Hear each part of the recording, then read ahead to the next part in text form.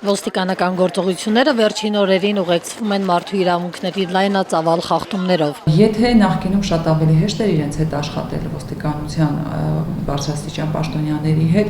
ապա վերջին օրերին վերջիններս կարծես թե խուսափում են նաև իրենք իսկ այսպես կոնտակտի մեջ մտնել եւ որոշակի բացատրություններ տալ։ Ազգային ժողովի մարդու իրավունքների պաշտպանության եւ հանրային հարցերի մշտական հանձնաժողովի նախագահը թերահավատորեն է վերաբերում քննության արդյունքներին եւ կոչ է անում դրսեւորել քաղաքական կամք եւ ձերբակալվածներին ազատ արձակել։ Շատ կարևոր խնդիր է, որ ոստիկանությունը կարողանա նախ եւ առաջ հերքել, որ այդ բախումների հրահրողները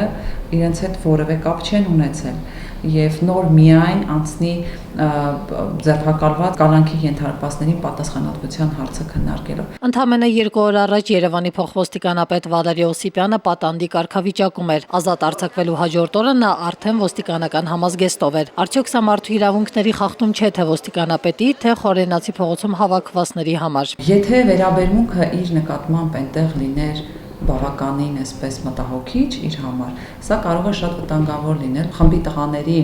adekvat վերաբերմունքի արդյունք, որպես պետք է լինի նաև իր adekvat վերաբերմունքը։ Արդյոք չի խախտվում նաև Սասնա ծռեր խմբի անդամների մարդու իրավունքները, երբ չի լուծվում սննդի հարցը, ժամանակ առ ժամանակ անջատում են էլեկտրաէներգիան եւ կապը։ Յուրաքանչյուր երեկո այնտեղ հազարավոր մարդիկ են հավաքվում ի պաշտպանություն խմբի տղաների եւ արդյոք ոստիկանությունը ճիշտ է հաշվարկել իր քայլերը սնունդից զրկելով, ճանապարհով փորձել հարցին լուծում տալ, ես կարծում եմ շատ վտանգավոր է։ Ըստ նրա, ով հանձն առնի սննդի հարցը կարգավորելու առաքելությունը երկու կողմի համար ընդունելի անց պետք է լինի։